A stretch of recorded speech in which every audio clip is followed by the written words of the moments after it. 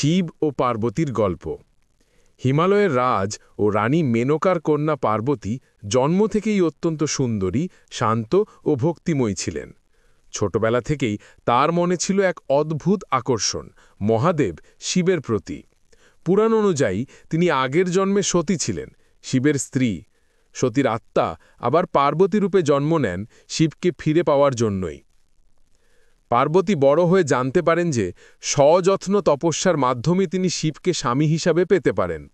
তখন থেকেই তিনি কঠোর ব্রত ও উপবাস শুরু করেন। তিনি বছরের পর বছর ফলাহার করতেন, দিনের পর দিন নির্জন অরণ্যে ধ্যান করতেন, শিবের নাম জপ করতেন।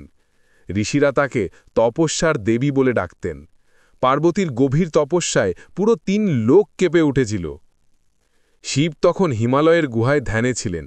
পার্বতীর প্রতি তার প্রেমের স্মৃতি থাকলেও তিনি বৈরাগ্যে নিমগ্ন ছিলেন। দেবতারা শিবকে সংসারী করতে চাইলেন, কারণ তাড়াতাড়ি জন্ম নেবে অসুর বধের জন্য প্রয়োজনীয় পুত্র কার্তিকেয়। দেবতারা কামদেবকে পাঠালেন শিবকে ধ্যান ভঙ্গ করতে। কামদেব শিবের ধ্যান ভঙ্গ করলে শিব রাগে তার 3য় নয়ন খুলে ফেলেন এবং কামদেব ভস্ম হয়ে যায়। পার্বতীও তখনও থামেননি।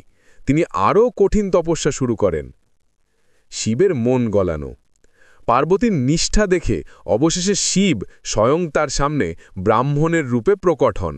তিনি পরীক্ষা নিতে পার্বতীকে বলেন, এই শিবকে তুমি স্বামী হিসাবে কেন চাইছ?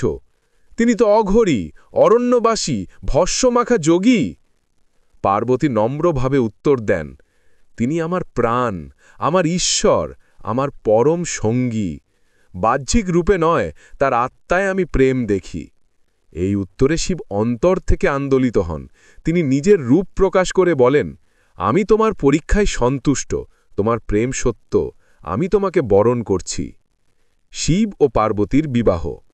অতঃপর দেবতারা, ঋষিরা, গন্ধর্বরা সবাই মিলে জাঁকজমকপূর্ণভাবে শিব পার্বতীর বিয়ে সম্পন্ন করেন। শিবের বরাত ছিল সবচেয়ে অনন্য। ভূত, প্রেত, গণ, পিশাচ সবাই তার সঙ্গী। কিন্তু পার্বতী হাসি মুখে সব কিছু গ্রহণ করেন। তাদের মিলনে 3 লোক আনন্দে ভরে ওঠে।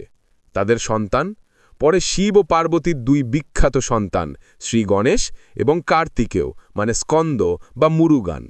তাদের পরিবারকে বলা হয় শিব পরিবার, শান্তি, শক্তি ও শুভতার প্রতীক।